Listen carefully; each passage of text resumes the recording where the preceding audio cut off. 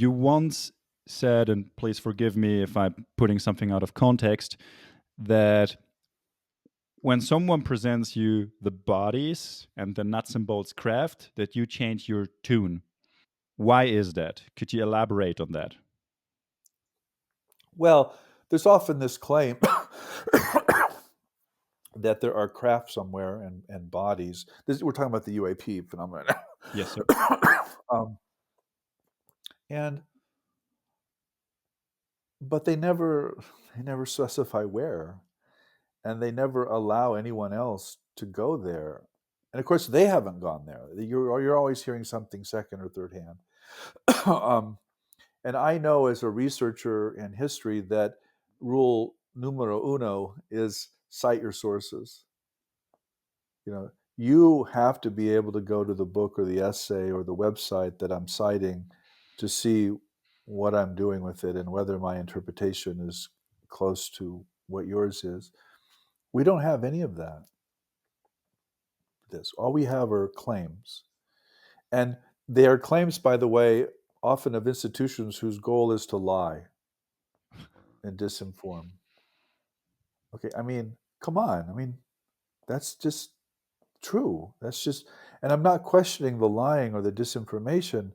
I am questioning the lie or the piece of disinformation because I don't know if it's true. Now, if it's true, it's true, and I want to know. And I also know that the UAP phenomena does have physical components and often becomes very physical. And I talk to experiencers who have encounters with physical beings. And so I'm not questioning the physicality of it.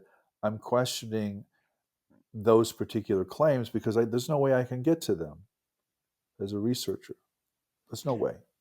Hypothetically, if someone shows you the bodies, shows you the craft, would that change in any way your perspective on the subject matter if you knew for a fact that there are physical bodies, there are physical craft? If you, It wouldn't surprise me. It wouldn't surprise me but you at would need to all. I adapt mean, your thinking in order to. Um, it wouldn't surprise me that there are physical craft or bodies, but there's also I have no evidence of that. And I think what it would do, it would change our view of history and certainly change our view of religion, um, which I'm all for. I'm like, okay, let's go, let's do it. So yeah, it would surprise me, but it wouldn't surprise me on another level. Um, but I think it would change the conversation. Definitely would change the conversation. Um, and what I very much like about the contemporary U.S. scene in Congress and like Lou Elizondo's new book and the New York Times and all of that, it does add a kind of reality to the conversation. It forces the subject on people who just would have called it woo woo or rolled their eyes or talked about tinfoil hats or little green men or what other stupid meme they want to pull out of the sky. And I'm just done with that. I just think that's silly. Um, and I want to, and I do think these things happen. Of course, they happen. How to interpret them, of course, is the big question. Do we interpret these as experiences of our ancestors or of the soul, or do we experience them as something physical, or is it both? And we have to rethink what the soul is, and we have to rethink what a UFO or UAP is. Um, that to me is the big question. And remember, the phrase UFO was coined by the Air Force in 1952. I mean, come on, it's something you shoot down.